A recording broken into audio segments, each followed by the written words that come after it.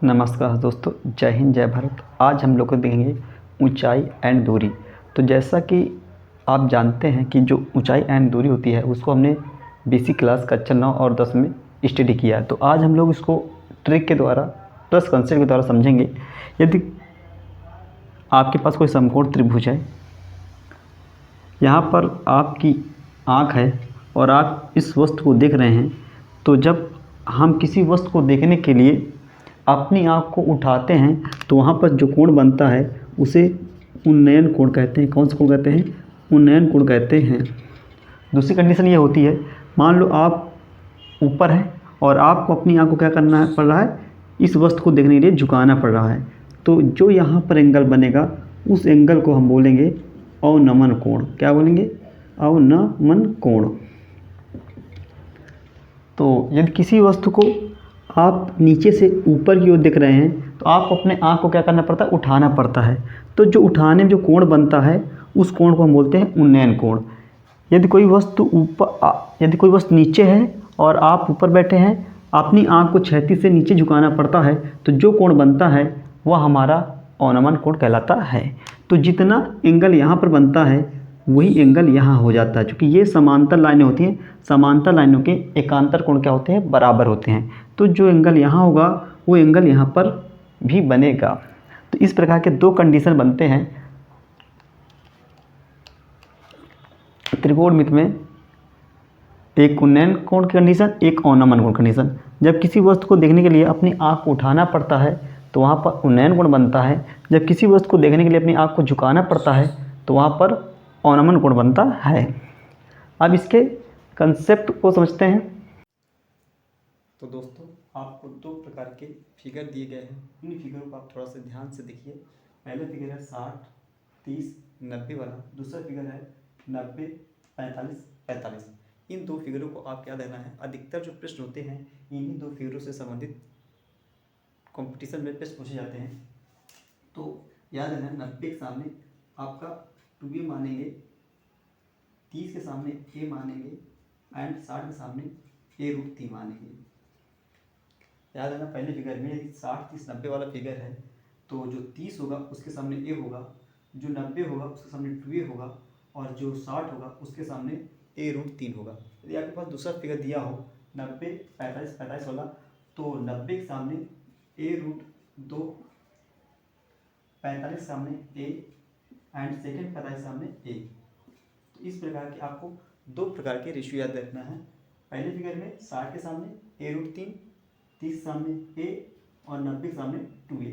यदि आपके पास दूसरा फिगर दिया गया हो तो 90 के सामने a√2, 45 सामने a और सेकेंड 45 सामने a। तो इस प्रकार की यही दो फिगर आपको पूरी सवालों में लगने वाले हैं। तो अब हम इनके प्रश्न देखेंगे और कैसे बिना पेन उठाए इनको हम लोग हल करेंगे।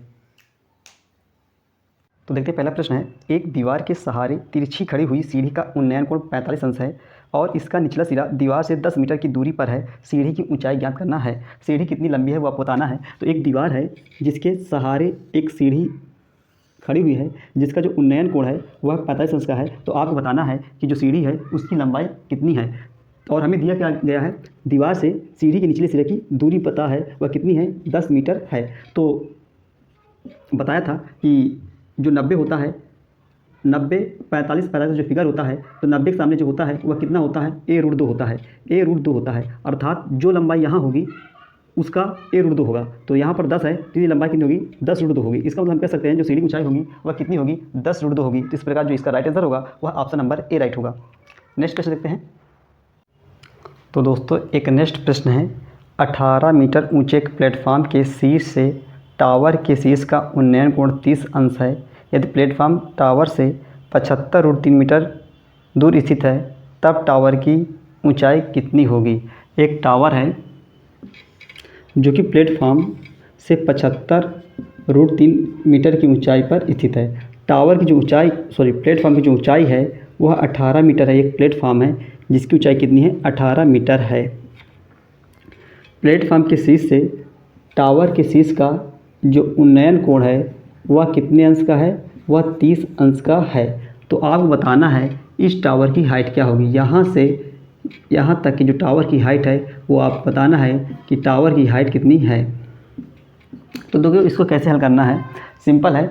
ये 75√3 है तो ऊपर भी क्या होगा 75√3 होगा, क्योंकि आयत है, आयत की समूह भुजाएं क्या होती हैं, बराबर होती हैं। तो अगर ये 75√3 है तो ये भी कितनी होगी, 75√3 मीटर होगी।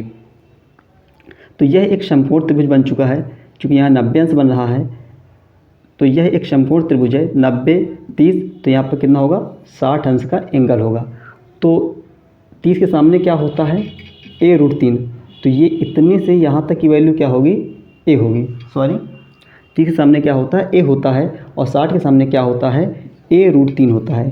60 के सामने क्या होता है a√3 होता है। तो a√3 की वैल्यू कितनी दी गई है हमें 75√3, √3 से √3 कट जाएगा तो a की वैल्यू कितनी आई 75 आई। तो हम कह सकते हैं जो 30 के सामने जो मान होगा a का वो कितना होगा, वो 75 होगा। अर्थात यहाँ से यहाँ तक की जो लंबाई होगी वो 75 होगी, और यहाँ से यहाँ तक की जो लंबाई है वो 18 मीटर होगी। तो जो टावर की टोटल हाइट होगी वह 75 + 18 अर्थात 93 मीटर होगी। तो इसका जो राइट आंसर होगा वह ऑप्शन नंबर ए राइट होगा। तो दोस्तों एक प्रश्न है इसी प्रकार का, किसी प्लेटफॉर्म के ऊपर से एक टावर का उन्नयन कोण 30 अंश था, टावर 45 मीटर ऊंचा था और प्लेटफॉर्म तथा टावर के बीच क्षैतिज दूरी 4√3 मीटर थी। प्लेटफॉर्म की ऊंचाई कितनी थी, आपको बताना है। तो एक प्लेटफॉर्म है और एक टावर है। इस प्लेटफॉर्म के ऊपर से टावर के शीर्ष का जो उन्नयन कोण है वह कितने अंश का बन रहा है, वह 30 अंश का बनता है। जो टावर की ऊंचाई है वह 45 मीटर है। जो टावर है वह कितना ऊंचा है, 45 मीटर ऊंचा टावर है। तो आपको बताना है प्लेटफॉर्म की हाइट, आपको बताना है प्लेटफॉर्म की हाइट। और दिया गया है टावर से प्लेटफॉर्म की जो दूरी है, क्षैतिज दूरी है, वह दी गई है 40√3। प्लेटफॉर्म से जो टावर की क्षैतिज दूरी है वह 40√3 मीटर है। तो आपको बताना है कि इस प्लेटफॉर्म की हाइट क्या होगी। तो इसको क्या करना है, अगर ये 40√3 है तो यहाँ पर भी कितना होगा 40√3 होगा। तो यहाँ पर एक समकोण त्रिभुज बन रहा है ABC। तो यहाँ पर 90 अंश होता है, और अगर ये 30 है, ये 90 है, तो यहाँ पर 60 अंश का एंगल होता है।